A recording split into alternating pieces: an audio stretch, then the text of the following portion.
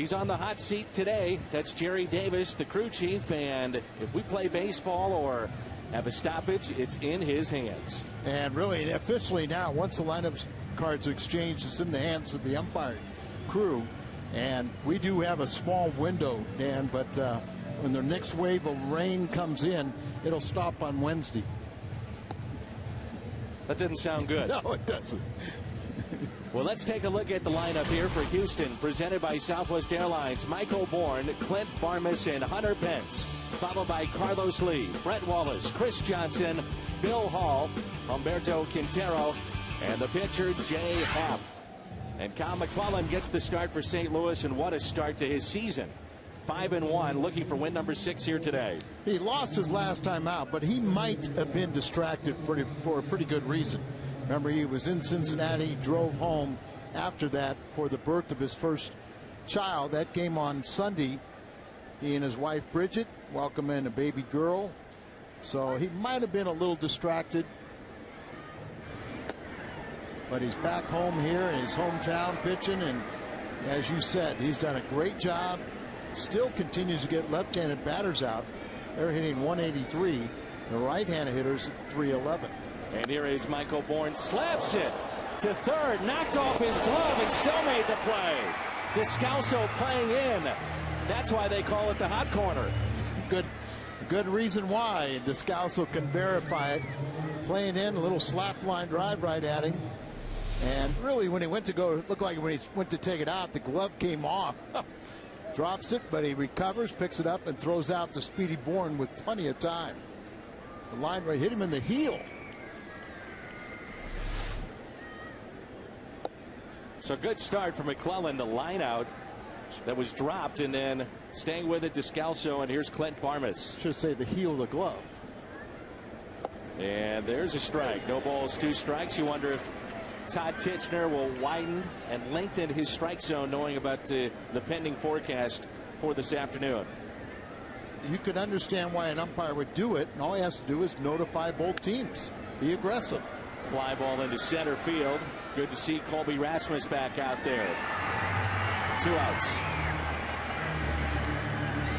Defense behind McClellan today. Craig, Rasmus, and Jay in the outfield. Descalso, Terrio, Green, and Pujols along the infield. And our battery this afternoon is McClellan and Gerald Laird. Tony La Russa, despite all the injuries, you don't have Matt Holliday, no Lance Berkman, no Adam Wainwright this year. But yet, never an excuse. He says we still have to win, and they've done that this year. Well, no excuses at all. It's talking with some of the broadcasters of Houston. They thought the Cardinals might bang this game. You know, let it be a rain out because of the injuries.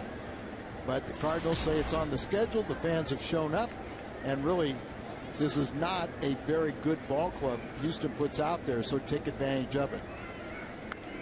Today, a 55-minute rain delay, and currently 63 degrees here in St. Louis.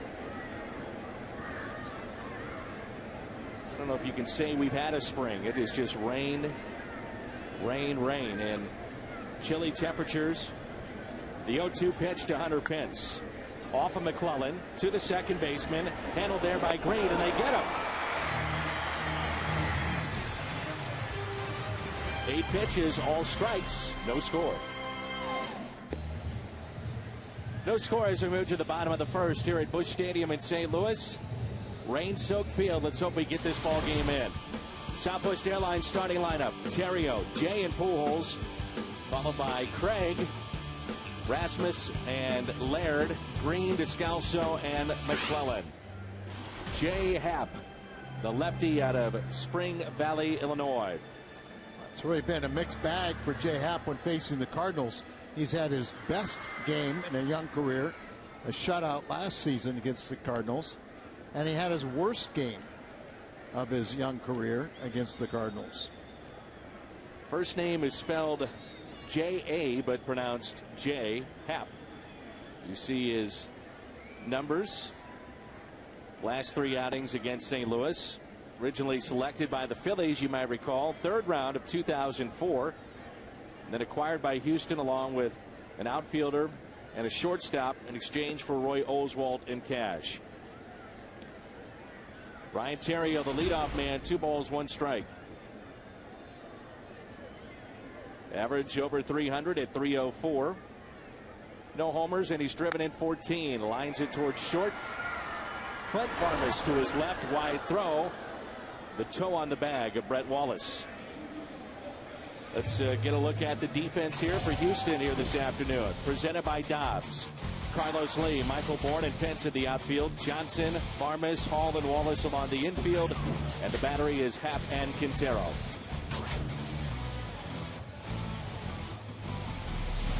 The stretch here for Brett Wallace. Jerry Davis said he kept his toe on the bag. John Jay, a fly ball out to left, and Lee makes the catch. Cardinals 2 away, and it brings in Pujols. Have played shaky defense this season, but the Astros lead the league in errors.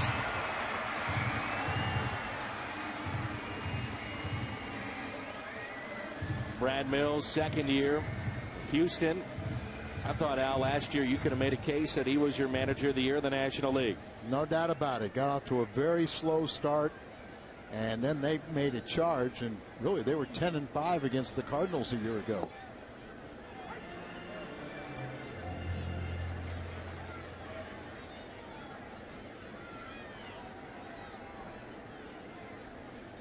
Pujols with a .269 average, but not hitting home runs. Keys to the game since April 23rd. Look at that. No home runs. Longest career homerless drought he's ever had. And look at the extra base hits are way down. Grounded towards third, backing up. Chris Johnson makes the play, and the Cardinals go 1-2-3. 1 inning in the books. 8 pitches for Happ. And there's no score.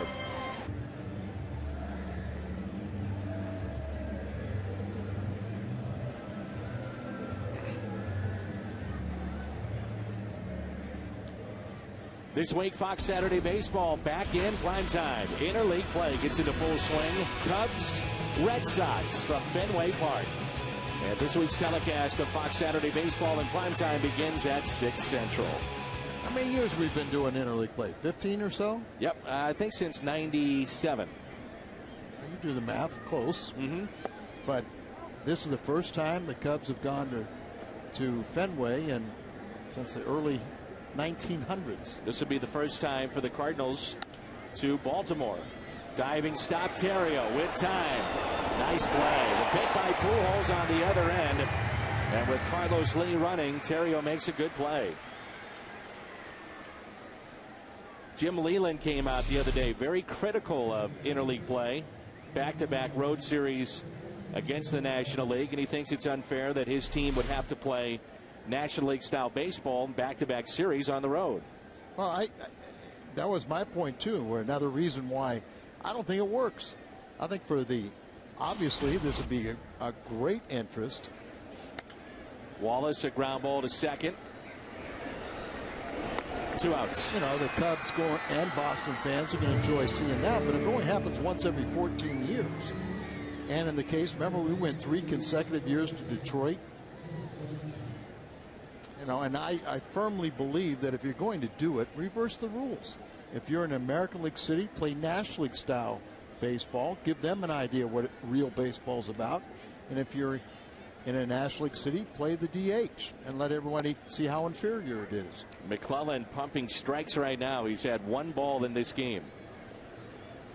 He wants to get through 5 innings, make this a regulation game. The 0-1 pitch, make it 0-2. Dave Duncan has helped with that transition. The bullpen to the starting rotation for McClellan. And Kyle will tell you, wasn't all that difficult because every spring he comes in with the potential of being the 5th starter. So he's been used to that. Well, this is the first year he actually, headed to spring training on his drive there, not thinking he was going to be competing for the rotation spot. Strikeout of Johnson, the first of the afternoon for Kyle McClellan. That fans can take part in. May 26, mark it down on your calendars. It's a Thursday night minor league game here at Busch Stadium. Quad Cities, single A affiliate of the Cardinals, take on Kane County, the Cougars, a single A affiliate of the Kansas City Royals. And all tickets are only $10. So chance to see these guys up close, and all concessions are half price, and that's Thursday, May 26th. It's an off day for the Cardinals between San Diego and Colorado. 2 balls and 1 strike here on Alan Craig. We understand that Carlos Martinez, the fireballer, will pitch that night. He is scheduled to start. And Al, we talked about it last night. That's another one of those finds of Jeff Luhnow. Let's give him some credit here in the scouting staff and John Vooch, farm director. A lot of the young players are seeing action here in the big leagues, like in Alan Craig, who singles out to left. I don't think there's any doubt, Dan, that the minor league system is starting to stock more and more quality players, particularly power arms. And that ball just down and in. Alan Craig just rifles it out there. You like keeping him in his bat in the lineup. He's hit at every level in the minor leagues, but it appears he's best suited to be, playing every day or close to that. Here's Colby Rasmus, looks at a strike. Tough assignment for Colby, who's missed some time, and then he gets a start against a lefty. That's on paper, but then you say, wait a minute, this year's different when he's facing lefties. 341 average for Colby facing left-handed pitchers. 0-2. His rookie season, he batted 160 against lefties, but this year he has more hits than any other Cardinal against left-handed pitching. 341, holding his own. Runner at first is Alan Craig. Feel the Cardinals or even the Astros might be aggressive in this game, knowing about the forecast, and you may have a 5-inning game today. Who knows? No doubt about it. First thing, it's always an advantage to score first, so I think that's always your goal. That's taken low. 2 balls, 2 strikes. Well, we've seen a lot of times young pitchers worry so much about a guy at first base, they split that concentration and make a lot of mistakes going to the plate. Allen's most of the time been heading back to second or back to first like that. Even with the rain in the forecast, good crowd here at Busch Stadium. We had over 35,000 here last night. A lot of fans been taking advantage of dynamic pricing. Runners at first and second.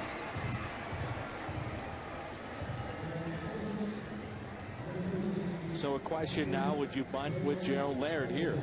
I think you've got to take advantage of every scoring opportunity. The one problem that you think about is Gerald Laird is your 6th place hitter. Then Tyler Green, you start getting into low order. I think you have a lot of confidence in Descalso, but he's also a left-handed batter. So if you were to bunt here and get both men into scoring position, you still have to deal with 7 and 8 in the lineup. That's Happ's escape. Laird pulls one foul. Michael Bourne in center field, and also Carlos Lee in left. Very deep for Laird, the backup catcher, and he really has added something to this team. You think about the time that he gives Yadier Molina to rest and recoup, which he has not had in previous years. And Molina has been the major's hottest hitter this week, 667 since Sunday. Best in baseball. Yeah, Gerald Laird is making his 10th start. The ball club is 7-2 in his starts, so he has provided very good protection for Yadi. Remember we had the night game last night, the day game. Give him a little rest. Expect to play quite a bit on this road trip. Al Molina's hitting .323 right now, which is 11th best in the National League. And you want to take it back a little bit further. Since April 14th, he's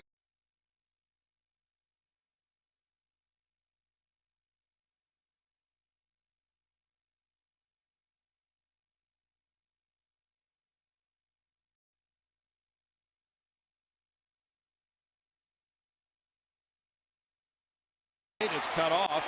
2-run double. Laird drives in a couple, and it's 2-0 Cardinals. 5th double for Gerald Laird. He now has 4 runs batted in. Tony La Russa giving Yadier Molina the day off today. Molina has been red hot, but Laird steps in and provides a big hit. A little bit of a hanging breaking ball there from Jay. Laird really gets extended through it. Carlos, realizing early on he wasn't going to be able to track it down, breaks it down and puts himself in position to handle the carom. Good read by Rasmus. That allowed him to come all the way around to score from first base. Tyler Green has Laird on at second. Astros pinch in at the corners. But he's not bunting. There's strike one on Green. A .232 hitter with 1 homer, 6 runs batted in. Last night 0 for 1. He was also hit by a pitch and stole a base. Green came off the bench last night with the injuries. The Cardinals last night used 3 left fielders, 3 second basemen, and 2 right fielders.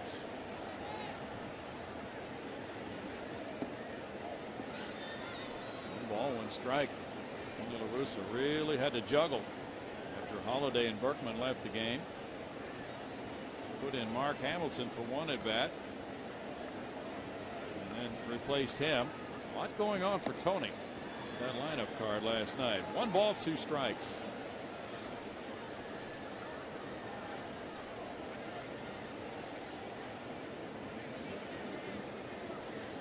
Berkman was going to get more tests today.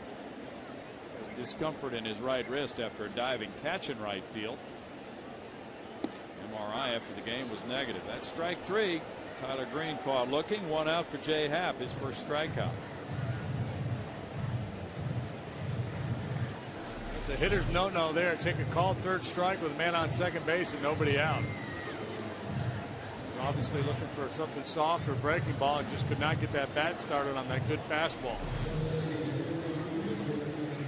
Daniel Descalso had a hit and a walk last night. .221 is his average. With a homer, he's driven in 14.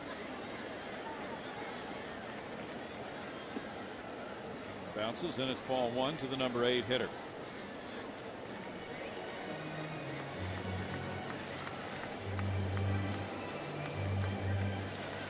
These 2 teams are playing each other 15 times this year. Last year, the Astros won the season series 10 games to 5, and they were 6-3 at Busch Stadium. Since 1994, when these 2 teams joined the National League Central, it's almost dead even. Cardinals have won 129, the Astros 125. Strike, and it's 1-1 with McClellan, the pitcher, on deck.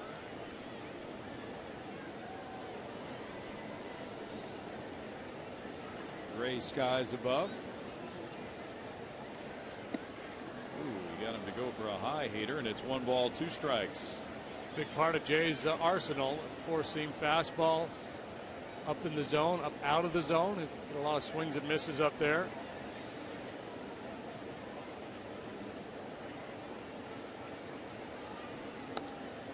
Foul away, and it's still a 1-2 count to Descalso. David Freese was the 3rd baseman. The Cardinals were in Houston in late April. He's on the disabled list now. He's just had a very tough career so far. Major injuries sidelining him, so that opens up 3rd base for the others. Descalso's down on strikes. 2nd strikeout in a row for Happ. Hey, baseball fans, Chevy is proud to support youth baseball leagues in your local community. If you'd like to learn more about Chevy youth baseball programs, then check out the website.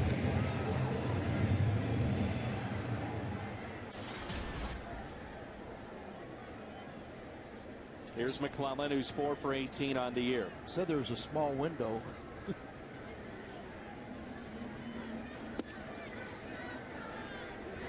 Strike 1. Get the feeling that Jay Happ understands the urgency of this. Could be a short game.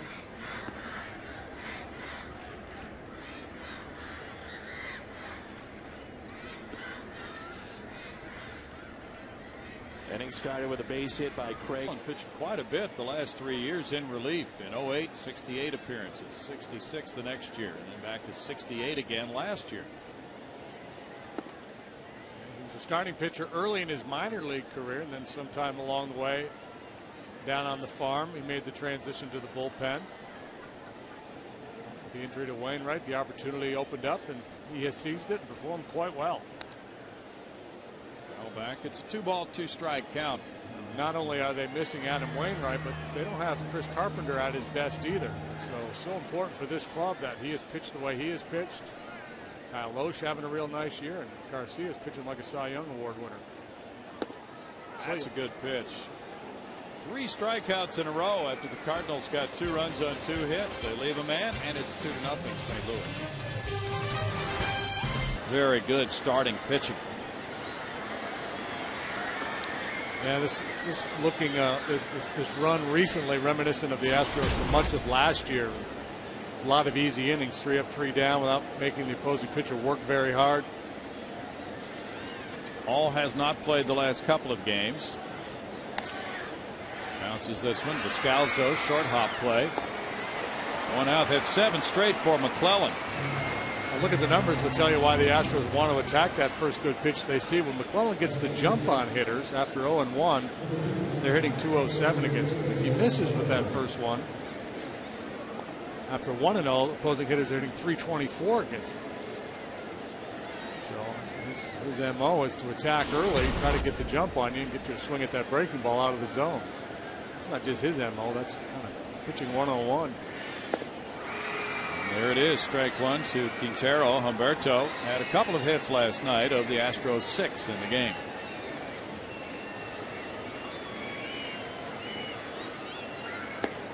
McClellan, as a reliever, had a good ERA. Now moving into the rotation. This is his 8th start of the year. His career record, as you see, the first pitch strikes, very good, 7 of 8. Career is 12-16, 3.24 ERA.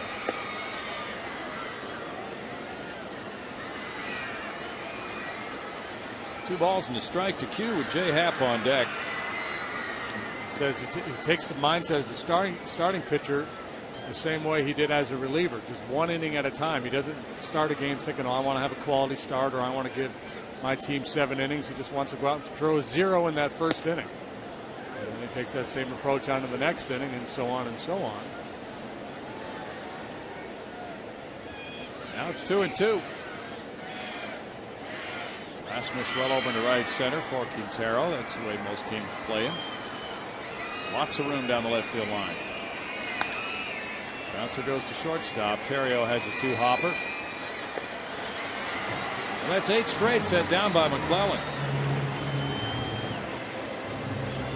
5 on ground balls. 6 on ground balls now. Now he's got to deal with a guy who's hitting .462. Career 111 hitter Jay Happ this season is hitting .462 on 6 for 13. It's been a transformation for Jay. That's strike 1. Driven in 3 runs. Gaudy numbers. It's 1-1 to Jay. Starting pitching against the Astros on this road trip. 25 innings. 3 earned runs allowed. 1-2. 2 walks, 18 strikeouts for the starting pitchers.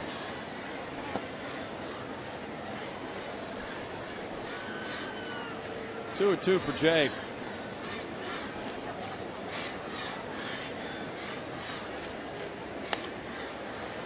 In the air, Descalso over into foul ground, watching it drift out of play.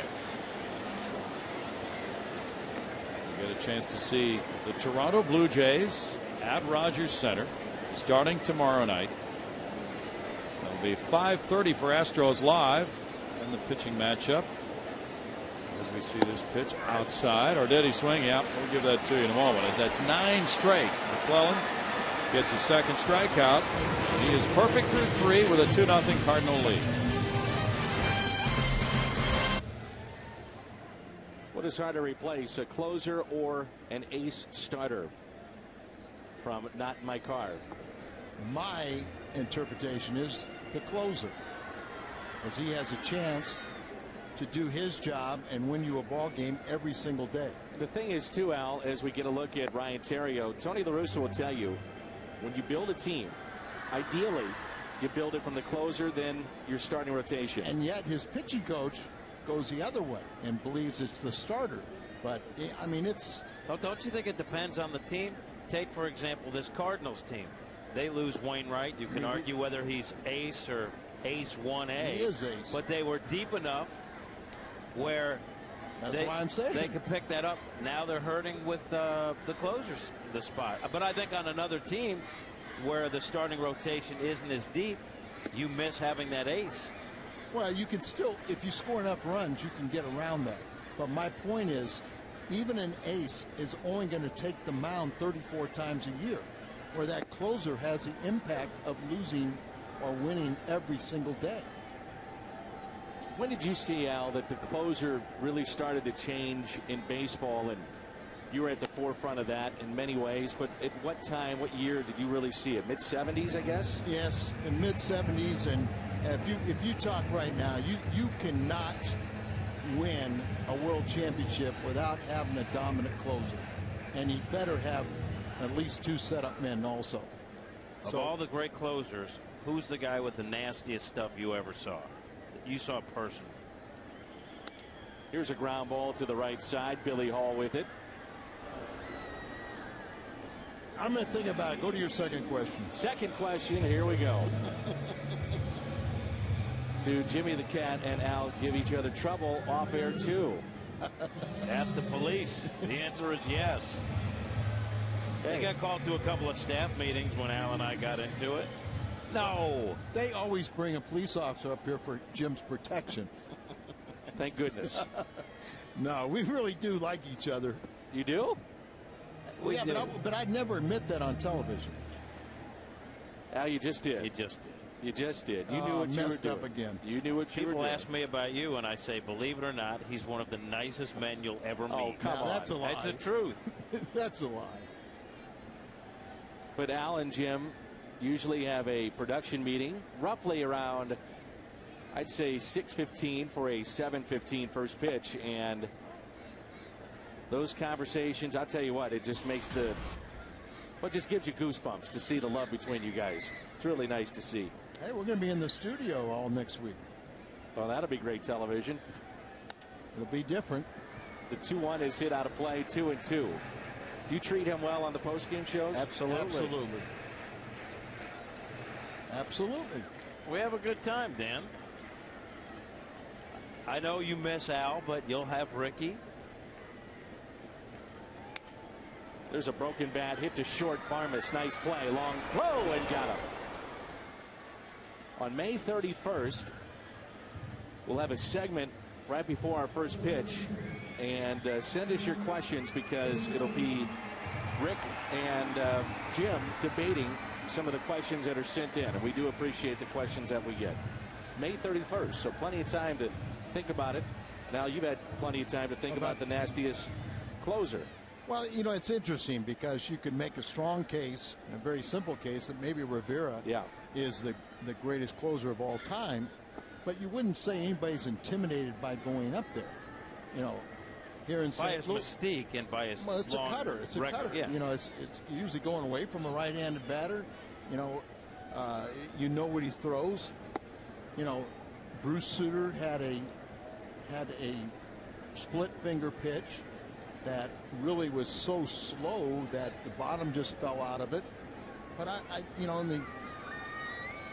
probably a guy that I think we all like, it would be Goose Gossett. That's who I was thinking about. You know, the Goose had the real intimidation of a overpowering fastball, big, burly. You know, had the look. You know, had the look and just, you know, little psycho and really nice guy, but he threw so hard and had good pitches. But you know, he would be the kind of guy that you think of a classic closer. Walk to Albert Pujols, and you're bringing up some of these names. I'm thinking, why is Lee Smith, who spent some time here in St. Louis, not in the Hall of Fame? Well, you know, it's going to help that now Gossage is in there. Sutter, too. And Sutter. But, you know, Lee Smith, at the time of his retirement, had the most saves, you know, in baseball. But it's also, he was the first one that really came in, pitched in the 9th inning only. And part of it was the reason, you know, he told me one day, he goes, you know, I really don't like to come in with men on base. I said, no kidding. Yeah, nobody out and 3 guys on base. It's a little more tough. It's a little tough. I'd like to start an inning. Well, no kidding. But also part of that started because he was so slow to the plate. If he had men on base, they would run wild against him. There's a strike to Alan Craig, 0-1. But Lee, kind of had set that image. And we've seen today's baseball. When a guy comes in the 9th inning, many times the game is won or lost before he gets there. But because it's a save situation, he gets the nod. Craig, a fly ball into shallow right. Long way to go for Hunter Pence. Can't make the play. I think what also hurts Lee a little bit, if he was so dominant, why did he bounce around to so many teams? Speaking of closers, Jim, I know you had a chance to visit with Ryan Franklin. He has not pitched since over the weekend. It's been 5 days. What did he have to tell you? He said he's been looking at his stuff on video, trying to figure out what's been going wrong, and he thinks he's found something. He understands that his location hasn't been what it should be, and he also thinks he's made some mistakes with pitch selection. He says all he needs is a couple of scoreless appearances to get himself right back on track. And I'll tell you what, there's some folks in the Cardinal organization that believe they're going to need him in the second half, and they believe that he'll find it again. Well, he's absolutely right. That is, a lot of it's been, poor defense behind him. A lot of it's been, because the balls have been hit so hard. He really has made a lot of mistakes with location. And he's also absolutely right that all he does mentally needs a couple scoreless appearances. But when you're pitching once every 6 days, it was close to 10 days. It was. The time before that. That's right. You're not going to be able to go out there and execute location.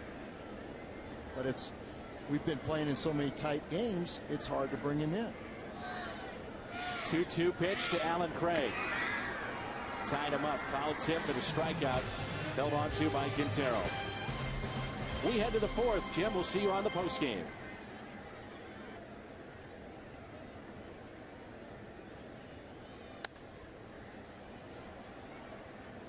This is Michael Bourne. He'll lead it off. And the leadoff man for Houston, along with Al Rabosky, Dan McLaughlin, our Fox Sports Midwest crew here in St. Louis. And Kyle McClellan, Al, has been very, very sharp here early on. Well, no doubt about it. 9 up, 9 down. This is not a big, explosive offense, so you can pitch around Pence. Be careful with Carlos Lee. A real key is to keep Bourne off base. Bourne, broken bat, liner to short for the first out. Six Flags Day at Busch Stadium. We come back Memorial Day, May 30th. Cardinals and the reigning world champion San Francisco Giants. And fans 48 inches and under receive a free ticket to Six Flags. For Cardinals tickets, visit us online at Cardinals.com. Hey, Jim Hayes can get a free ticket. Jim will be here. He and Tyler headed to Six Flags. No, he can get one too. 48 inches and under. 48 inches and under. Now, Al, you're not the tallest human being I've ever met either now. I got to stick up for Jim if he's not here. I could eat off the top of your head. Here's Clint Barmas. Barmas rips it down the left field line. That's a fair ball in the first base hit. He's digging for two. Throwing to second base, not in time. I remember, Dan, I just think I'm 6'8". I understand. Barmas, the one-out double. I know a lot of fans have heard about the dynamic deals that we've talked about as you get a look at the first base hit for Houston. Pitch that was up and over the plate. Played very well by Craig. But that Monday afternoon, $9 terrace level seats. Barmas hustling all the way. Hunter Pence leads their ball club in home runs and RBIs. And grounds it through the hole in left. They'll hold up the runner. Runners at first and third with one out. Base hit for Hunter Pence. Back-to-back hits. Dan, we've seen so many times where Dave Clark over at third base, off balance, pulls it through. Pence has always been a good hitter in May, but so many times Dave Clark will not send this runner, not ever challenging any of the outfield arms. And right now you double play ball and you keep them off the scoreboard. Here is Carlos Lee. One out, runners at first and third. Lee, a fly ball into center. Colby will make the catch for out number 2. Runner tags up. That's Barmas. Houston on the board. It's 2-1. RBI number 23 for Carlos Lee. Basset Hound, Bulldogs, Beagles, a boxer, Saturday, June 25th. Pick up a rope chew toy for your furry friend. Compliments of Nestle Purina. They're available to 25,000 pet lovers ages 16 and older. Get yours by purchasing tickets at Cardinals.com.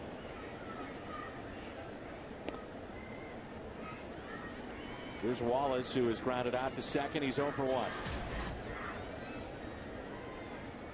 Mentioned last night how Wallace has moved away from the plate, a little deeper in the box, trying to lay off some of the inside pitches to allow his arms to get extended. Well, it'd be really simple or interesting to see. You know, he took an 0 for last night, but the first series he just destroyed Cardinal pitching in Houston. Do they pitch him further away and get him to where he can't reach that pitch? Like that. So a game of adjustments. A lot of times, you know, you watch where a guy does station in the batter's box. Is it someplace different? You know, like trying to make it a little correction, but he is leading their team in hitting. That back foot is nearly out of the batter's box, but the chalk lines, you wouldn't be able to tell. That's a line no umpire really pays attention to, do they? No. And Albert is just, you know, he's even probably more extreme than that. It looks like that back foot is out, doesn't it? Yep. Looks like he's putting his toe on the line, or where the line was. Looks like the heel is completely out of the batter's box. See, and then it moves even further back. A little bit of an open stance. 1-1, now 1-2. See that pitch there, you wonder if he's a little bit fooled by it, you know, being further away from the plate. Does he think that ball's outside? And it clearly is in the strike zone. Looked like an extremely hittable pitch.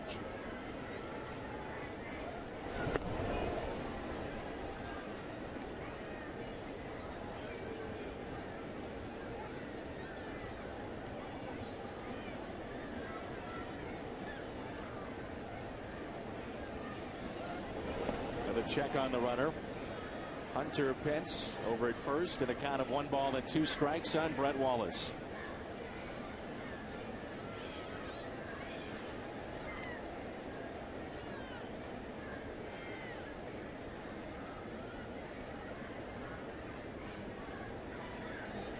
Curveball stayed away. Good block by Laird. Slipping, trying to get back up, recover.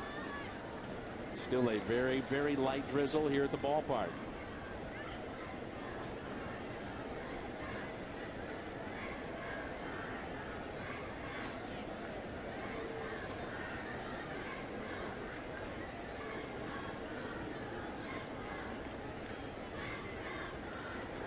Two-two pitch, spoiled by Wallace. Have to wonder what's going through his mind. The guy that was a 2-time Triple Crown winner in college, Arizona State, and then shuffled all over the place early in his professional career. But that takes a shot to your ego a little bit, your confidence. It really shouldn't, because you're always going to a team that wants you more than the team you're with. He signed with the Cardinals, but he was a third baseman back in those days. He was part of the holiday trade with the Cardinals in Oakland. The 2-2. Got him on the inside corner. Strikeout of Brett Wallace.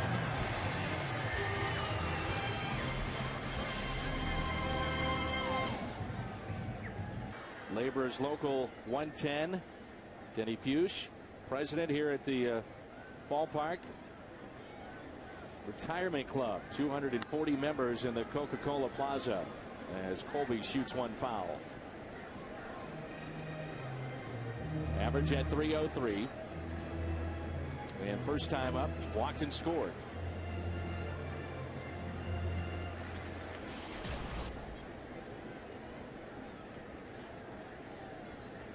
Rasmus, Laird, and Green.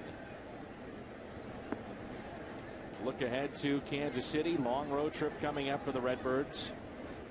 We'll be in Kansas City over the weekend. Then off to San Diego. Thursday will be an off day. And then we'll have the Colorado Rockies. Chris Carpenter and Jeff Francis tomorrow. Speaking of the Rockies, Francis, the former outstanding pitcher with Colorado, the lefty, is 0-5 with a 4.83 ERA. Carpenter, yep. Carpenter is 1-3. It'd be interesting to see Francis pitch because we saw him when he really was a very talented young left-hander. On the cover of Sports Illustrated at one point. Colby, right center. That ball is off the base of the wall, digging for two. Leadoff double for Rasmus. His outstanding start against left-handed pitching continues. Colby Rasmus safe at second. Safe and secure. New York Life. 15 for 42 over against lefties.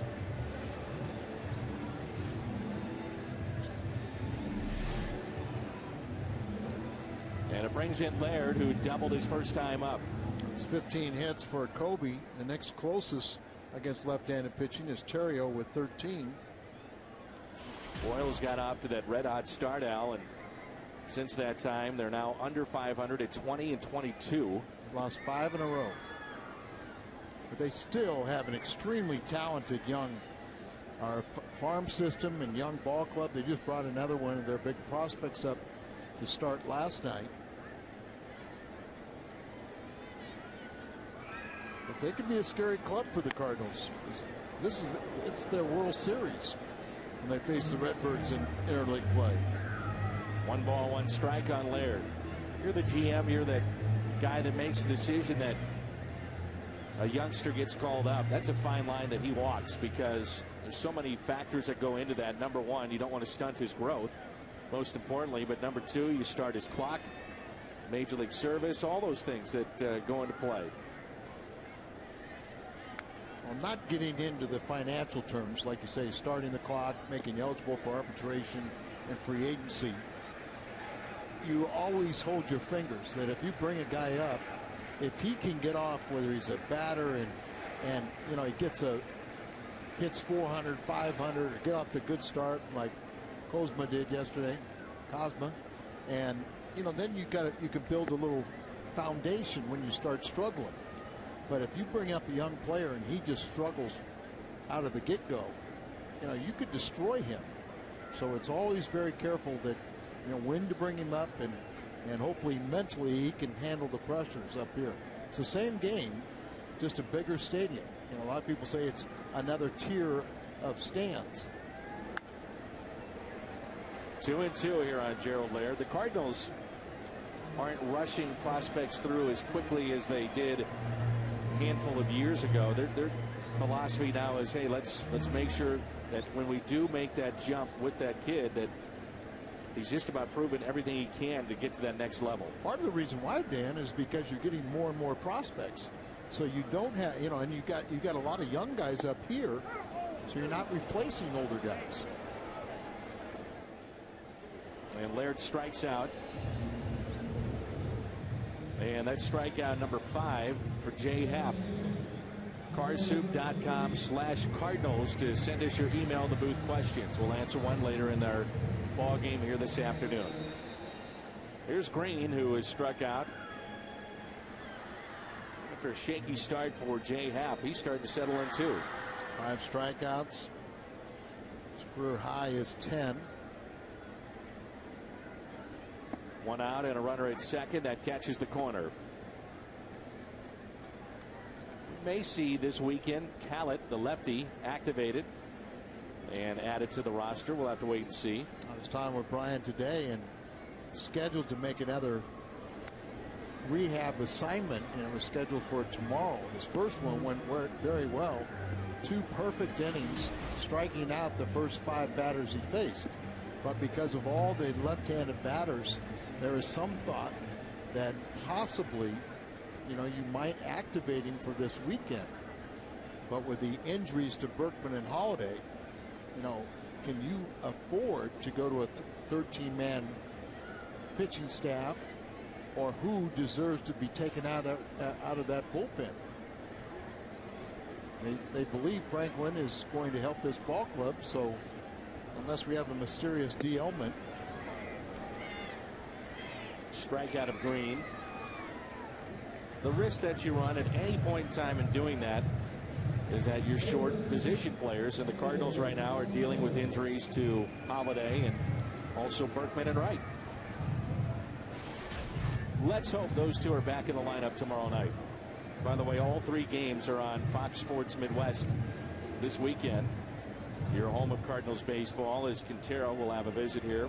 Just a little reminder here that Descalso is the 8th place hitter. You got McClellan on deck. You have first base open. Your mental approach is, hey, be careful, don't groove one.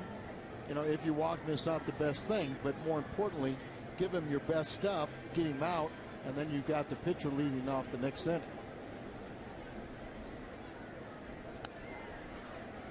Fouled back, and by Descalso's reaction, that looked to be a pitch that he could drive. Off-speed pitch, looked like it was up a little bit over the plate. And if you are patient, every pitcher will give you a pitch to hit, but it's still so difficult, to hit it where someone's not, or to put good wood on that pitch. Fastball that's taken low and in. Didn't miss by much. 1 ball, 1 strike.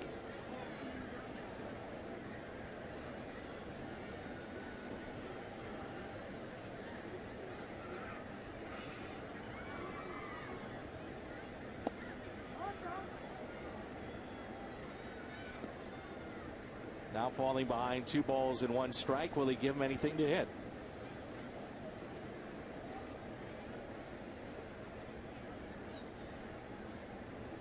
Gap in right center field. Up and away, 3-1. Happ, one of the youngsters for the Phillies, traded away.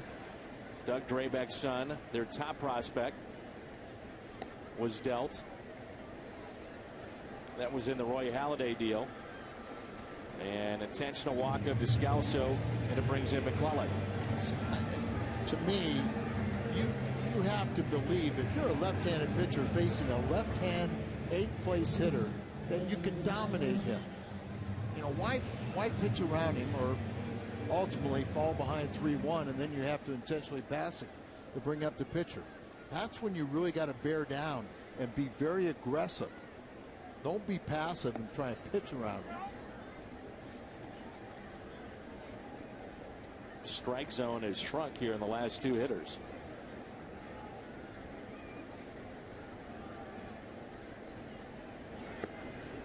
One ball, 1 strike.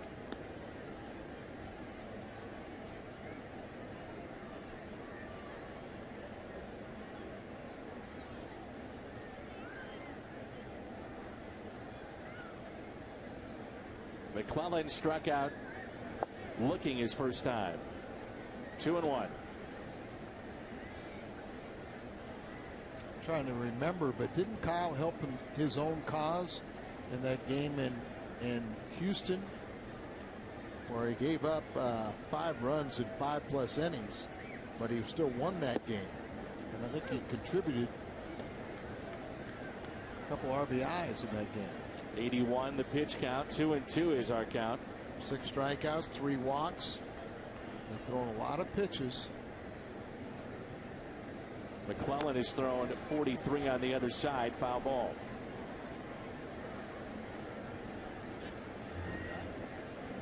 So probably when it's all said and done, Kyle will have 1/2 the pitches of Happ. You know, there's some concern about Kyle. His career high in innings, Dan, is 128, and that was back in '04. But he's 27. He's not like a high school or college player. Rasmus left stranded at second. 2-1.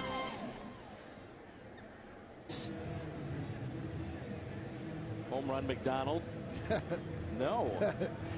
Mark Worrell, remember him? That was in Washington. Didn't he hit 2 home runs his first 2 plate appearances? That was like home run McDonald. That was in Washington, and then Wainwright did his, I think, in San Francisco. It was in San Francisco, and I believe he got his first win. There's our crew chief, and Jerry Davis, who formerly from St. Louis. He was just given an update on the weather by the grounds crew, and it's not looking good long term, so a very important inning. The Cardinals having a 2-1 lead. If Kyle McClellan can finish this top half, it would be an official game. And this is Johnson. Looks at a breaking ball taken low and away, and it has cooled off here in the last few minutes here at the ballpark.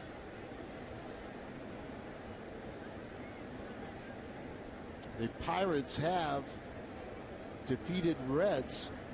So right now the Cardinals are even with Cincinnati in the stands. A stare down. Oh, Adam got him. The 2 Georgia boys having fun. Here's a 2-1 pitch to Johnson. My eyes go cross-eyed when I would try to do that with my brother growing up. Yeah. And I lost every time. Well, he was a little bit bigger and older. Yes. But Adam was being asked by a reporter today about what he could do. He said, I feel great. So what can you do? And so I own every record with a 20-pound weight. That's the rehab, huh? Yeah.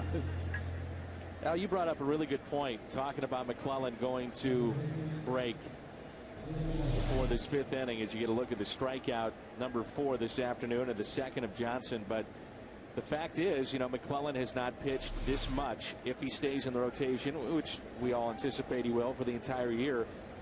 To follow up that point, what about him hitting a dead arm stage too?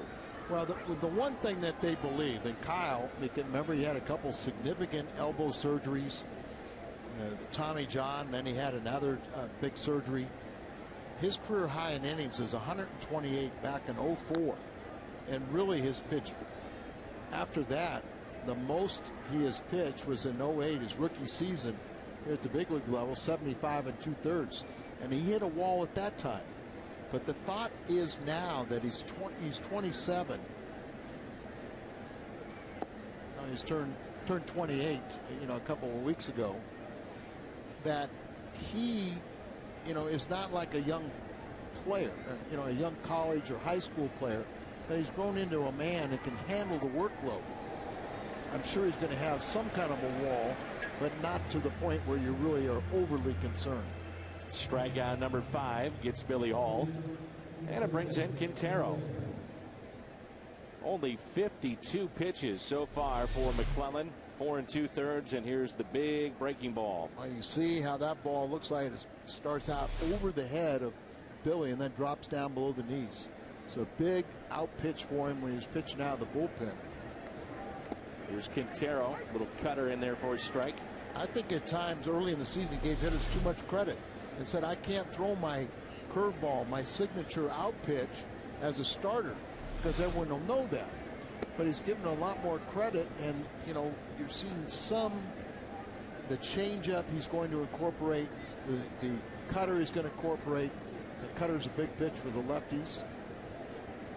But I think he's gotten a lot of trouble with that cutter. Right there was one backs up on him, as right-handed batters have hit .311 against him. Lefties, because he's so good with that curveball, have hit .183.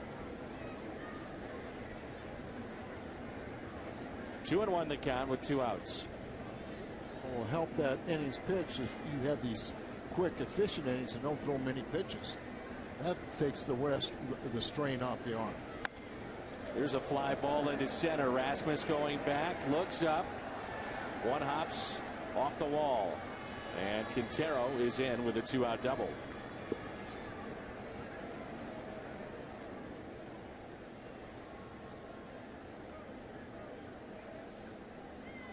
brings in the pitcher, Happ. Colby really wasn't aggressive on that ball, but it looked like he knew that he couldn't catch it and that was content to get it over his head and play the carom. Landed about 3/4 of the way on the warning track. The 9th place, the pitcher up.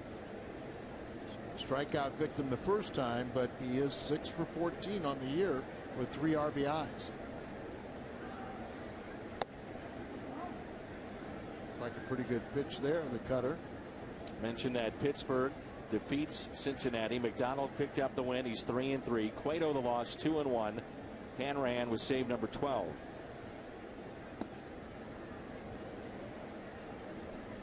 Another cutter there and a big mighty swing.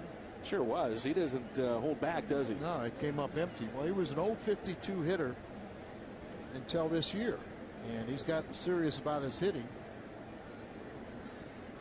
1-1 pitch. 1-2. Happ has struck out 7, and McClellan is 1 strike away from number 6.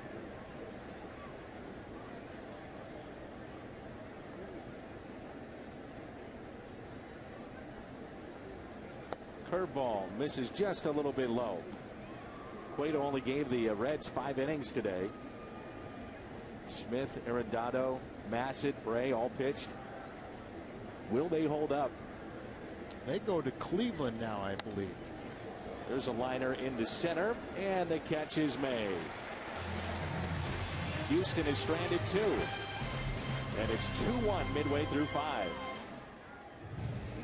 But if the rains were to come right now and they were of sufficient length and this game was over, the Cardinals would win because it's 4.5 with the home team leading. So on the board, happy birthday to Cheryl Lawless. Sure, that's Tommy's wife. Tommy now is managing at Double-A in the Houston Astros system. And an 0-1 pitch to Ryan Theriot. Right now there are 6 game winners. 3 6-game winners. So far they're all in the American League.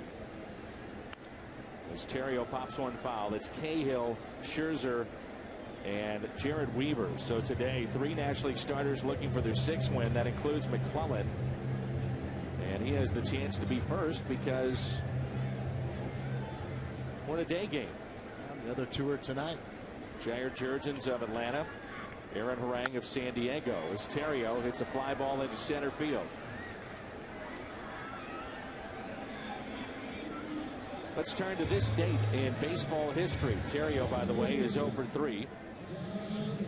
And our this date in baseball history brought to you by Schnook. Stan the Man moves past Honus Wagner to become the National League's all-time hits leader back in 1962.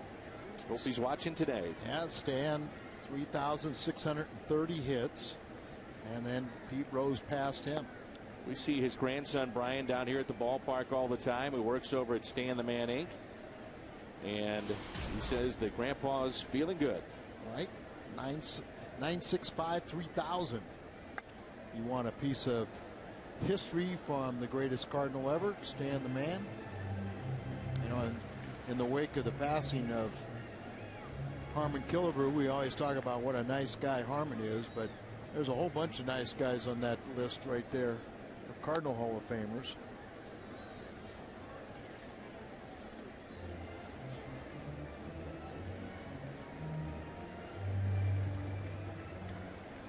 One and two.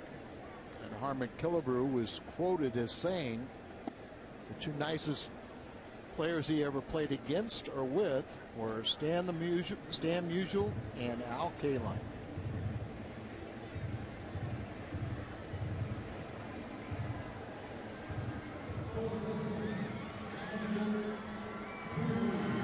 Here's Pujols.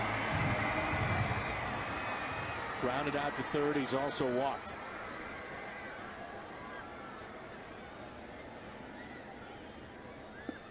God, get Albert ready. Just all you have to do is tell him, hey, Albert, we're going to Kansas City. Yeah, good point. Good point. You know, he just crushes Kansas City along with most other most other teams, but out of Maple Woods Community College. One ball, one strike on Albert. He has 40 career home runs against Houston. Oh, he has 98 Busch Stadium home runs. And pops it up. Playable for Brett Wallace. He's got it. Pujols 0 for 2. St. Louis, along with Al Raboski, Dan McLaughlin with you. And it's the top of the lineup. Bourne, Barmes, and Pence. First play of the game. It's a line shot off the bat of Bourne with Descalso playing in. Oh, look how far, you know, this guy has great speed. He utilizes that speed by hitting down on the ball. But Descalso really can't be comfortable playing so far in, even with a slap hitter. See where the third baseman playing in charged that line drive the first time. Here's a ground ball to second. Green to his right. Makes the play. Cardinals baseball this afternoon is brought to you by Jack in the Box, where right now you can get the new bourbon barbecue steak grilled sandwich at participating restaurants. And by Kia.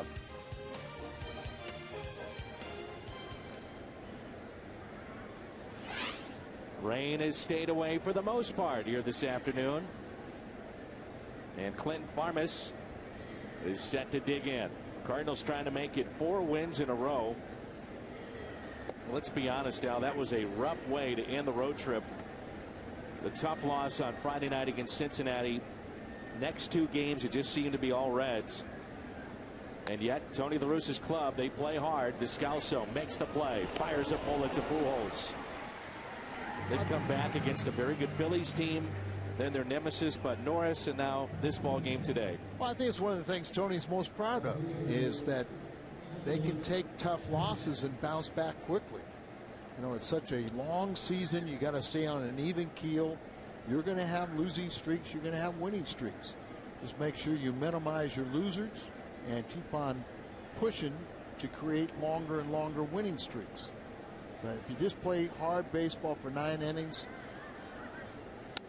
Pence up the middle. Backhanded by Green. Throw to first. Safe. And still a very nice play by Tyler Green.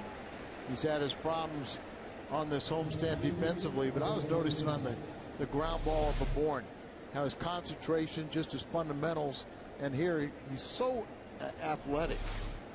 You know, he really is a very good athlete, so it's easy for him to go from the infield to the outfield. Really haven't seen the talent at the major league level that all of his teammates will tell you he's displayed at the minor league level. 2 outs and a runner at first. Ball scoots away from Laird, and Pence reads it perfectly. And that's a wild pitch. I've seen Gerald Laird block a lot of balls in the dirt. Doesn't come up with this one. And Pence, like you say, takes a secondary lead. He recognized the separation from the ball from Laird and took advantage of it and got into scoring position. Off the end of the bat.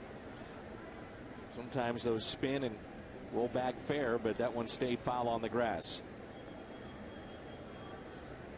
So Lee, who has the RBI today for Houston, a chance to tie it up. He represents also the go-ahead run. Sac fly to center. Brought in Barmes, who had doubled.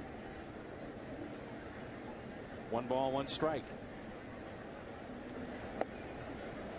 1-2.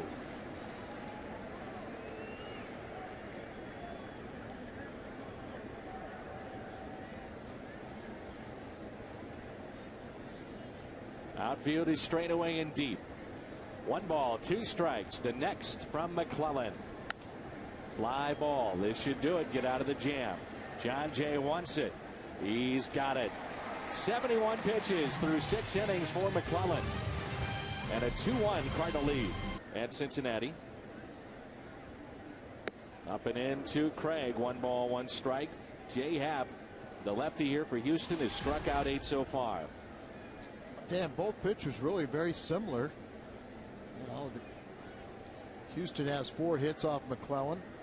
Cardinals 3 off a Happ. Big differences in pitches. You know, Happ about at the end of his rope. He's at 95 pitches, and McClellan's 71. So probably the last inning of work for Happ, and Kyle can probably stay out there for an inning or 2. This is one of those days that something's got to give. Winning percentage in day games, Houston is worst in the National League. The Cardinals second worst. Yeah, I saw that. For whatever reason, creatures of habit, playing night games. Happ actually is pitched very well during day games himself, and on the road he's knocked a full point off his ERA. More so, you know, higher at home. Mentioned before, the Pirates beat the Reds 5-3, so the Cardinals have a chance to move into first place with a win here today.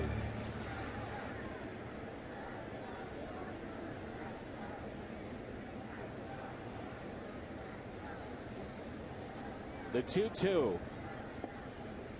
Taken outside. Colby Rasmus is on deck, and then we'll see Laird. Not a lot of at bats for Alan Craig against lefties, but he's just a shade over 200. That's a good sign right there. Just Holiday holding the bat. Could have played today, and it was, Dan, when he went back and made that fielding play. High fly ball, deep left field. Will it carry out of here? It's gone. Home run, Alan Craig. Second of the year.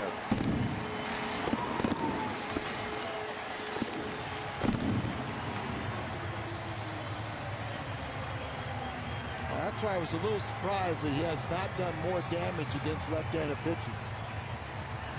We haven't seen that in a long time. Just a home run. Right. Cardinals have hit very few home runs of late. It is their 39th of the season. Nissan drive of the game, the home run by Craig.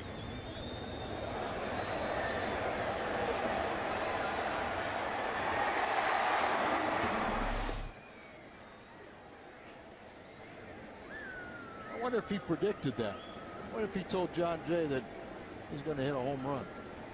I'd like to see grown men act like kids like that. That's what it is. It's a kid's game.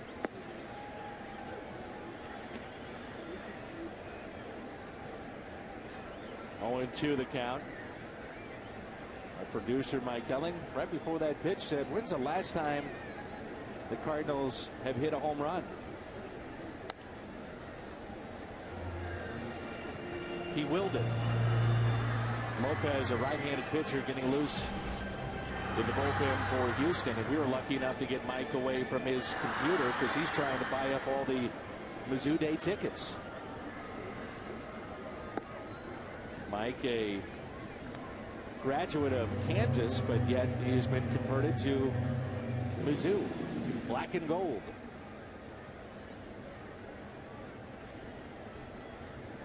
One-two pitch, foul back by Colby. Veteran players that really play every single day. Both of them a little bit banged up on the bench, but they get a chance to tell war stories to each other. Berkman has really been a big addition to just the camaraderie, just the adding a lot of life and maybe not the urgency of every day is a life or death matter. Just kind of making guys understand that you got to have fun in this game. Usually fun comes when you win, but he has a great personality. Gerald Laird is fit in there, so is Terrio. Fierce competitors, but they also know that there's a way of kind of being loose a little bit too. Big Cardinal fan and a huge fan of yours, Al. Mike Leach is watching the ball game today on the home of the Cardinals, Fox Sports Midwest. At a note here, it says that he never misses a game and never misses you whenever you're on the game. The 2-2.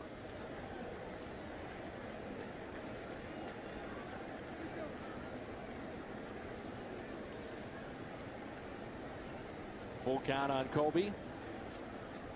Nobody out. The next to him. Ripped to second. Picked by Billy Hall. Look what I found. And he almost threw it away, but Billy Hall, who's never been really known for his gloves, only committed one error on the season. You know, remember, he started as shortstop, played center field, and bounced around. Do you have a car and love baseball? That don't miss discounted Cardinals tickets from Phillips 66 Gas when you fill up with 10 gallons or more. For complete details, stop by your local station or visit cardinals.com/Phillips66. You really have to be disappointed in Billy with his home run production. They were hoping to get some of that 35 like he hit from Milwaukee one year. Billy Hall did hit the first home run at the new version of Busch 3 back in '06. Mark Mulder made that start. The home opener that day. Laird, ground ball to Barmes. 2 outs. Am I dreaming, Dan? I know Mulder made that start, but did he hit the first Cardinal home run? I know he hit one, and I was thinking the exact same thing. I was thinking Pujols did, but it might have been Mulder. You're right.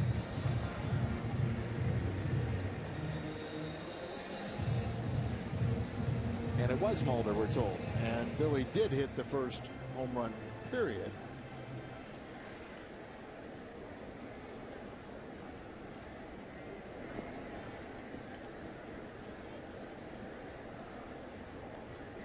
Alan Craig, speaking of home runs, with his second, RBI number 12. Hit twice. So the umpire is saying, you know, he's still in the batter's box, foul ball. Made contact, the ball bounced and came up and hit the bat again and went into fair territory. But Tyler did the right thing. Don't run. You know, if you stand in the batter's box there, you sell the fact that you're in the batter's box and you hit it twice.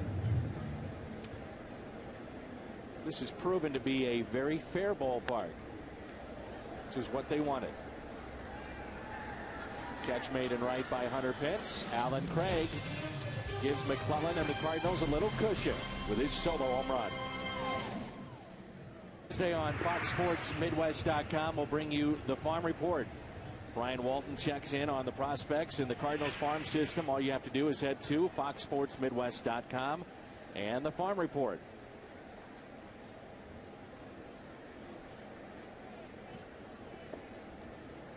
Farm director is John Vooch. He's been busy already this spring all over the place. I know we're both very happy that he was promoted to that position. And now 33 years he's been here. Yeah. I mean, he started out some of the lowest positions and worked his way up. Nice catch again by John Jay and right. The screamer off the bat. Brett Wallace, who's 0 for 3, and he's been quiet in this series. John Jay, one of those valuable guys that, you know, he can spot start, play all over the outfield. He can come off the bench late and give you a solid at bat. He just knows how to play this game fundamentally. Very sound. And now it's Chris Johnson with 1 out. Nobody on. McClellan. Oh, here's Descalso. Watch this arm. Bullet over to first. I asked Daniel yesterday, I said, do you ever 3-quarter it? Did you ever, if you had a hot shot, you knew it was a slow runner, that you not lobbed it over there, but took something off it? He said, absolutely not. He said, every time I get it, I'm trying to put a hole in somebody's chest. Well, what you said, you know, yesterday, I think was the most important. He said he didn't have a particularly strong arm, but he started doing a lot of long toss. And I mentioned it last night. I'll do it again today. Young kids, that is the most important thing to do. Pitcher, outfielder, infielder, long toss. You can't do enough of it. There's a fly ball out to left. And the catch is made by Alan Craig. Time to stretch. Redbirds on top. 5 pitches that inning. It's 3-1.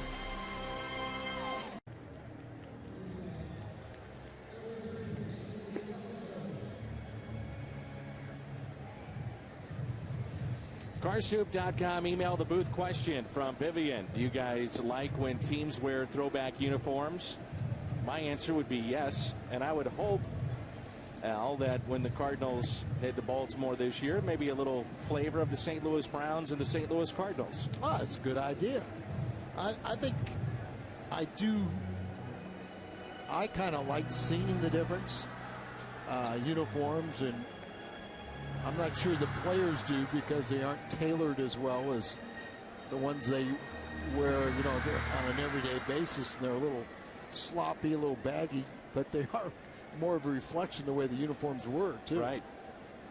Wilton Lopez sprinted in from the bullpen. I got tired watching him.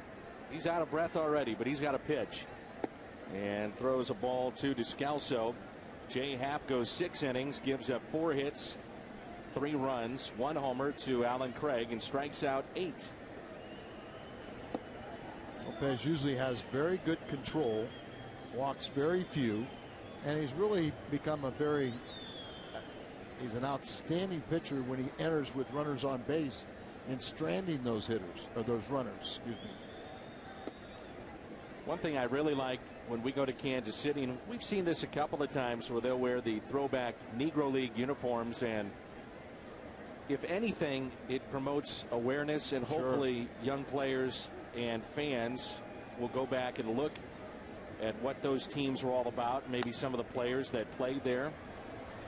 Dropped by Hall, and Descalso is aboard because of an error. The mind working a little quicker than the hands. Only his 2nd error of the season, but really an easy play. Billy Hall trying to get in position to throw him out before he really caught the ball.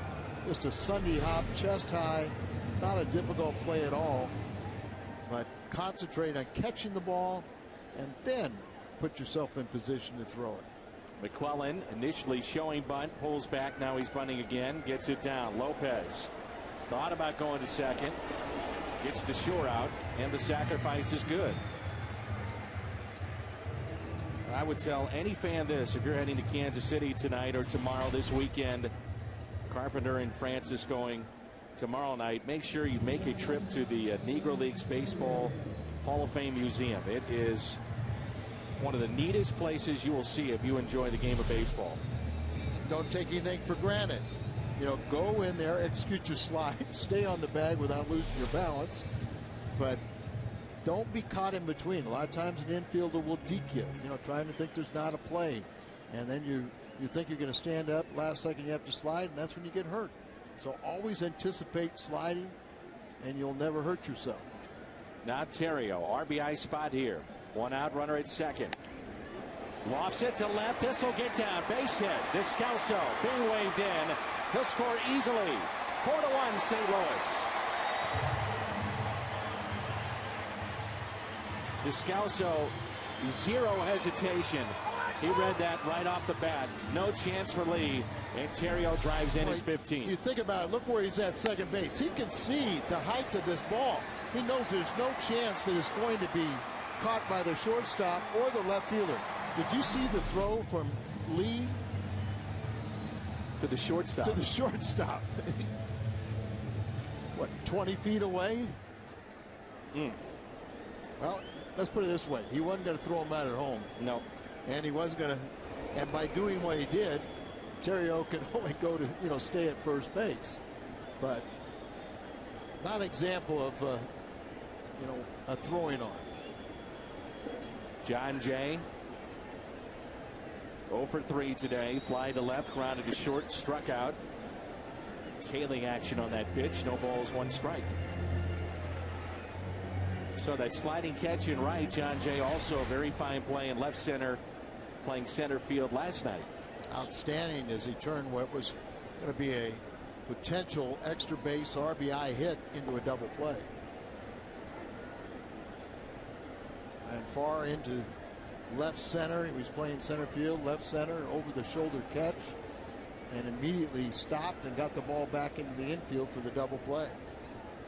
The runner was more than 2/3 the way to third and never got back to first.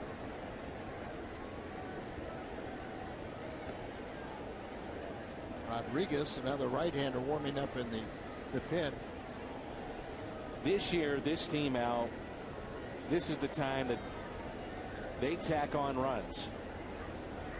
They don't seem to be out of games, and when they're up, they seem to be even more aggressive and really attacking with their offense. A year ago, many times the Cardinals would get the lead and then would sit on it. There's Fernando Rodriguez. But they would sit on it. Another trait to a winning ball clubs is getting leads, but then adding on and doing it in multiple innings. You almost have to score in 3 of the innings. When you start scoring more than 3, you almost guarantee wins.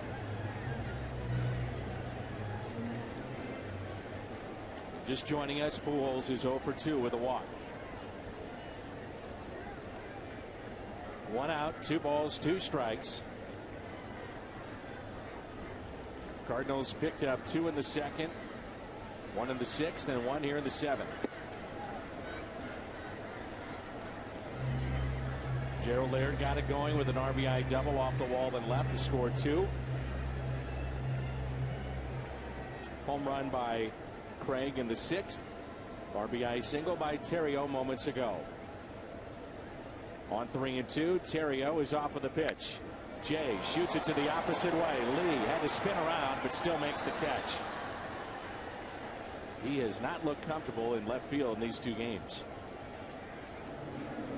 Might be able to say that throughout his career, as he is known as a slugger, $100 million contract, and he says I get $99 million for swinging the bat.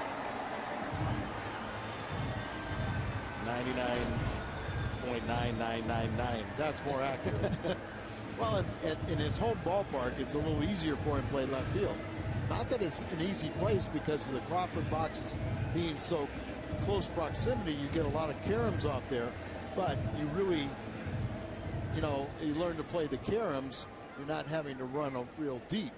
And with Bourne's great speed, he has everything, from left center over. So 2 outs, runner at first, and here's Pujols. Our young fans may forget, but Greg Lazinski, when he played left field for the Phillies, he would position himself facing the left field line. Pujols off the end of the bat, a ground ball and a force play at second. Albert 0 for 3. The Cardinals strand a runner, but they add to their lead. 4-1 St. Louis. In recap, Jay Happ 6 innings, 4 hits, 3 earned runs, and McClellan still in this ball game pitching into the 8th. He's allowed 4 hits, 1 earned run. Alan Craig 2 for 3 with a home run back in the 6th inning. That's your game recap, brought to you by Verizon. And that's 4 straight starts that a Cardinal starter has only allowed 1 run. Amazing, huh? Well, you do that, you win, and that's why they've won every game on this brief 4-game homestand. This is Quintero. That was only pitch number 72 from Kyle McClellan, according to the Busch Stadium pitch count. We have 77.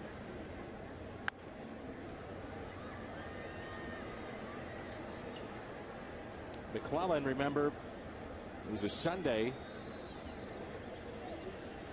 which he had a chance to close out Milwaukee, and then in that 9th inning, Tony La Russa took him out.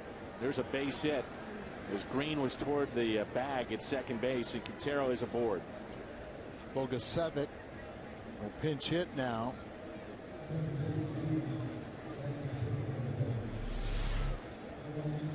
A little pitch down and away, and just almost a totally defensive swing, and beats the defense with his second hit to the right side.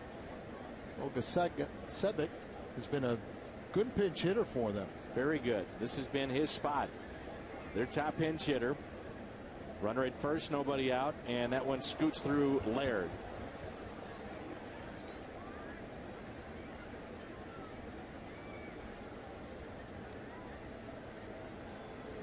Tony on the phone to the bullpen.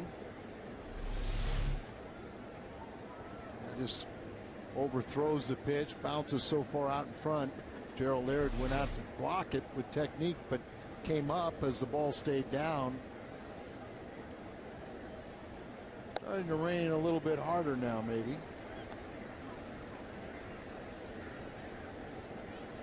1 ball, 1 strike.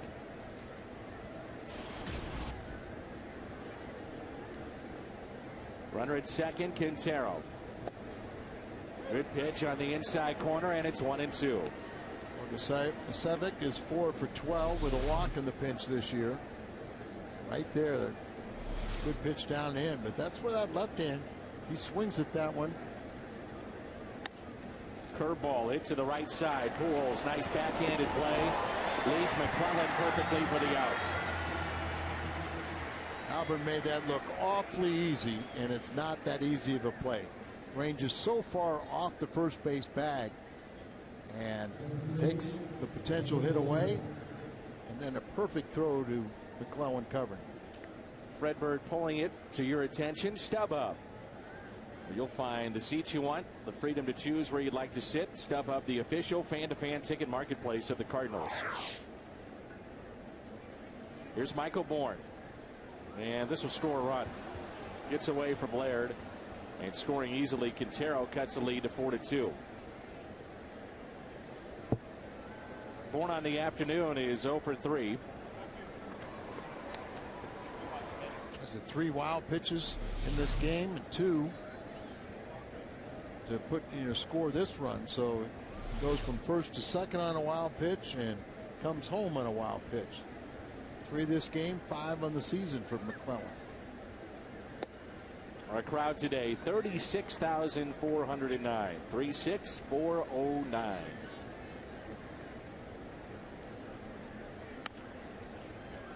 It's tapped foul. We come home, we'll see San Francisco. Dynamic deal on that Monday, May 30th at 3:15 first pitch. $9 terrace level seats.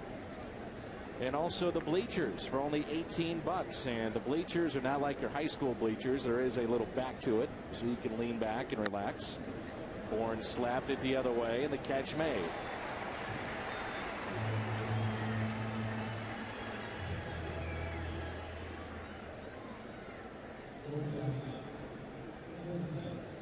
I have to believe that now that they've scored the second run, Kyle will probably reach his career high in innings, but probably will not start the ninth. Sanchez is throwing. Tony just signaled to Descalzo, just be aware of the bunt. There you see Sanchez. 1-0 pitch. Popped up to the left side. Terrio out there. So is Craig. He calls for it, and he's got it. Pitch count at 90 for McClellan. Midway through 8. Mid-America Chevy dealers call to the bullpen. Jeff Fulcino will come in here. His last 2 appearances, he's lost games, including receiving a loss on Tuesday after allowing a 2-run walk-off home run to Brian McCann. McCann had the off day that day, and you see that everyone congratulating Kyle McClellan. His afternoon is through after 8 solid innings. But McCann had the off day. He pinched it in the 9th, hit a home run to spoil and take a win away from Wandy Rodriguez. And then in the 11th, he won it with a 2-run walk-off against Fulcino. Fulcino claimed off of waivers from Kansas City back in 2008. The next year, he was the Astros Rookie of the Year. So he's been here for 9, 10, and this year, and he's the senior member of their bullpen. And when you think about when they made their run and against St. Louis mid-2000s, their bullpen was lights out. Qualls, Wheeler, Wagner, Dotel, Miller, Trevor. Yep. Springer, another one that was very good for them. Very good. Billy Wagner at the end, but they had a lot of veteran guys, and now they've got a lot of kids. Fulcino began his college career for the University of Connecticut in 1999. Selected by Florida in the 8th round of the 2001 draft.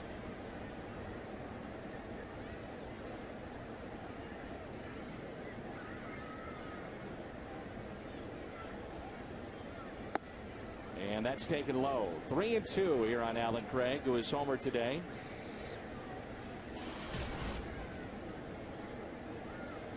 Average up to 276. He's always hit at every minor league level. The 3-2. Shoots it foul. Fulcino out of Hollis, New Hampshire, and lives in Monroe, Connecticut. Big man. Just like that cold weather. Yeah, 6'5", 284.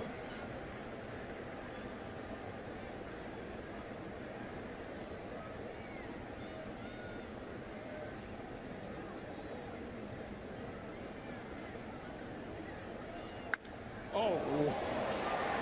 It's a good thing he wasn't an inch taller. Base hit for Alan Craig, and Fulcino is thankful. Just a solid single to center field and not off his body. Oh, goodness. He didn't react to that until after it was past him. 6'5", 284, and somehow he got underneath it. But it got his attention. Here is Colby Rasmus. Popped up left side and out of play. Rain is picked up again. Umbrellas have opened up. Some of the ponchos are out here at the ballpark.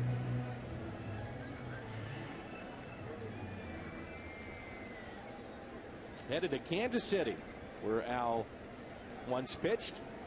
Former stomping grounds. They've done a terrific job with Kauffman Stadium. The renovations to that ballpark, it is gorgeous, and we'll have some good crowds this weekend, I'm sure. It always was a beautiful ballpark, but their enhancements are special.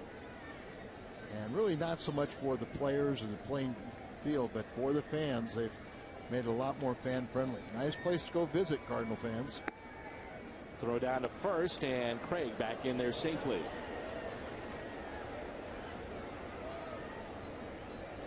Rasmus today walked and scored the second, double back in the fourth, and grounded out to second. Quintero trying to be a Molina impersonator. Got a couple pickoffs this year to lead the major leagues, and he led the National League last season in pickoffs. 1-2 pitch. A swing and a miss in on the hands of Rasmus for the first strikeout for Fulcino. This copyrighted telecast is presented by the authority of the Cardinals. It may not be reproduced or retransmitted in any form, and the accounts and descriptions of this game may not be disseminated without the express written consent of the St. Louis Cardinals. Along with the Mad Hungarian, Al Raboski, Jim Hayes, our Fox Sports Midwest crew, Dan McLaughlin with you. Here's Gerald Laird, who got it all started back in the second inning with a double off the wall and left that scored two.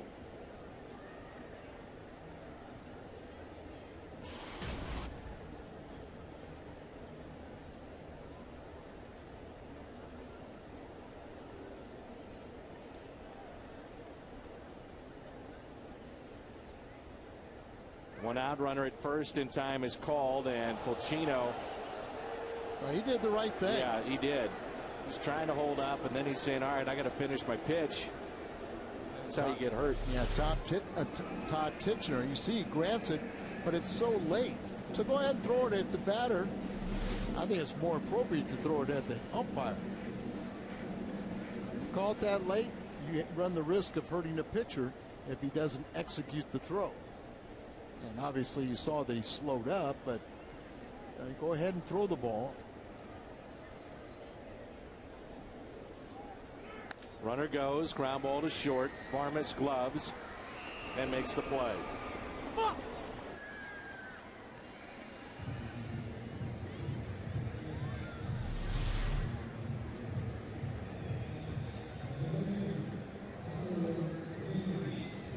Pretty good camera work right there on Fox Expo, and see the raindrops coming down and the freezing pitch up and in. Now, we always say that that's an easy way to get hurt. I'm curious if you ever saw anybody get hurt like that, trying to stop, and once time was called and doesn't complete the throw, or maybe in between. You know, I can't say I've seen anybody get hurt, but it's because you really wouldn't see it on that pitch, but it would take, you might hurt yourself in trying to stop, and then it would transpose later on. Sure.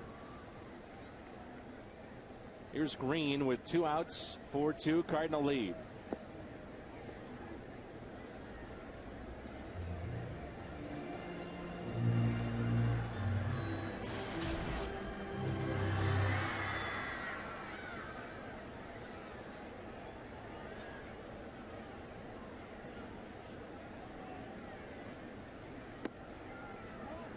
This is on the outside corner. 2 balls and no strikes.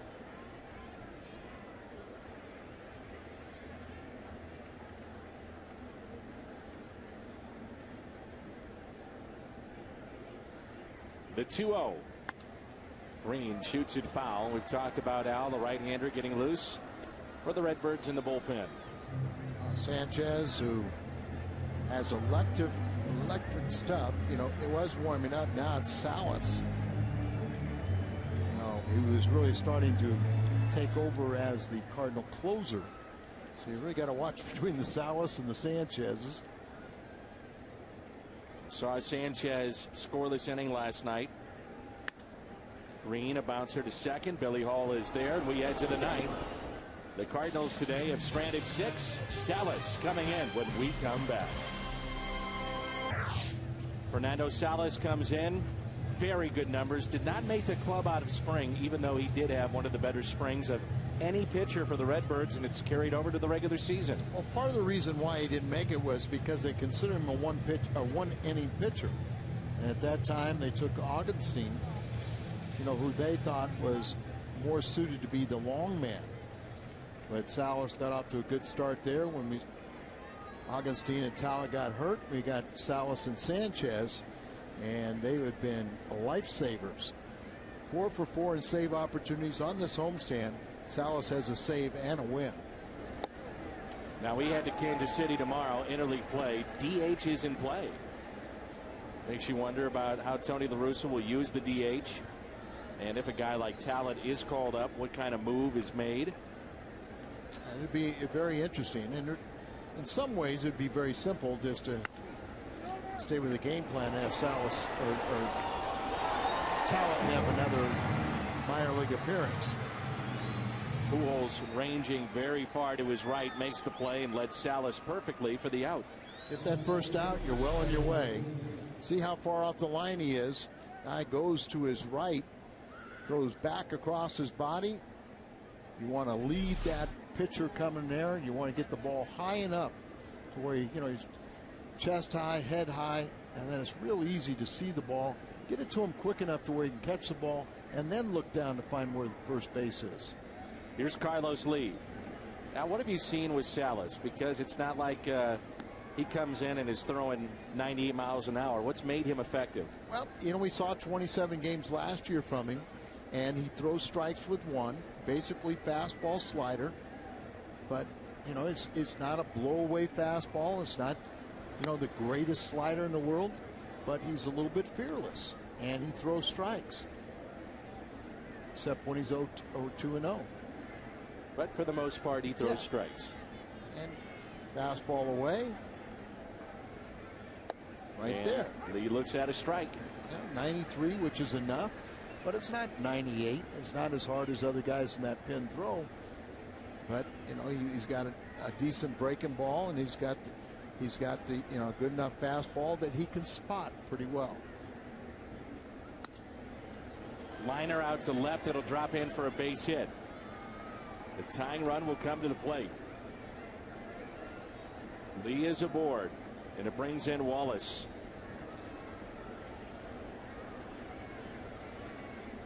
Our player of the game presented by Budweiser. Just asked to sit and watch again. Kyle McClellan, 8 innings, 5 hits, 2 runs. Both were earned. No walks and 5 strikeouts. Our Budweiser player of the game. No walks, kept that pitch count down, and another extremely effective outing for Kyle McClellan, looking to be the National League's first 6-game winner. Here is Wallace. Little bit low. Wallace grounded out to second. Called out on strikes when he argued with our home plate umpire Todd Titchener back in the 4th. And also lined out to right. Good play by John Jay on a diving catch. The 1-0 pitch. Couldn't pull down on the off-speed pitch, but one of the factors to think about now, that outfield is getting real slick, and that ball can hit and really scoot, pick up speed, and got to be very careful that it doesn't get by you. Sinker. A 2-0 pitch. Could have been called either way. 3-0. Look at that last one. But some of the times, because the catcher's set up outside and you miss location, even though it's on the inside part of the plate, it's not where the catcher wanted it, you don't get the call. On 3-0, Wallace was trying to tie it up.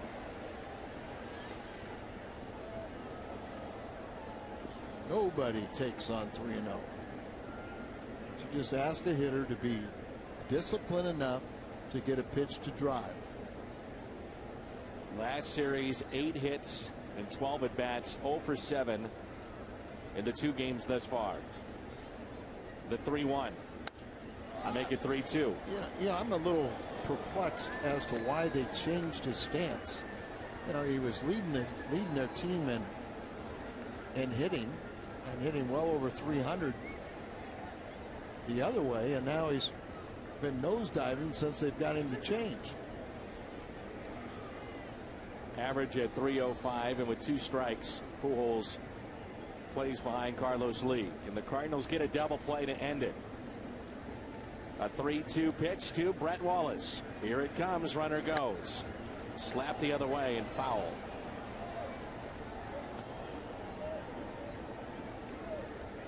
Brett Wallace has the second best average in Major League Baseball at home this year. 406. Leads the club in hitting. But on this road trip, coming in 1 for 12, so he's 1 for his last 15. Changeup. The 3-2 pitch, runner not going, and a swing and a miss. A 3-2 changeup from Salas. Big pitch there. You can throw something off speed in that count. A lot of guys are expecting a fastball, so they're going to be overly aggressive. And he sells it with good arm action and down.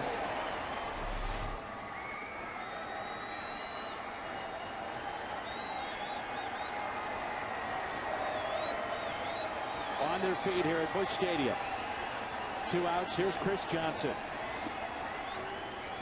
36,409.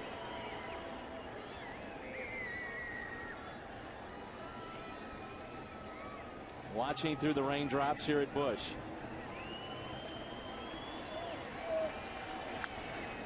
One and one. That is the difference, though, Al. Major leaguers, as opposed to guys that really struggle getting to that next level, being able to throw a pitch like that, an off-speed pitch at 3-2. Yeah, an off-speed pitch when you're behind the count. Sure. Chris Johnson has a 5-game hitting streak on the line. 0 for 3 today. Only batting .207, but during his streak it was .438 coming in. Season high 5-game streak.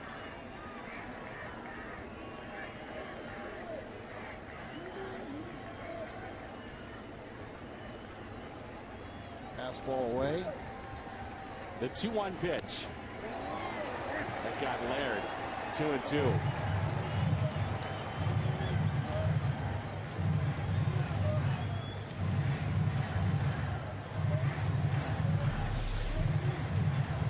Right there, right off the right shoulder, right underneath that shoulder pad.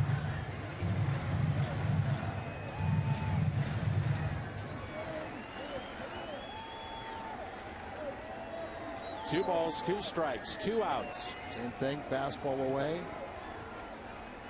He got him. Cardinals win all 4 games of this homestand. Sweep the Phillies. Now they sweep the Astros. And they're back in first place. Half game over Cincinnati, who lost to Pittsburgh earlier today. And Kyle McClellan, the 6-game winner. It's off to Kansas City, but still the postgame show coming up next.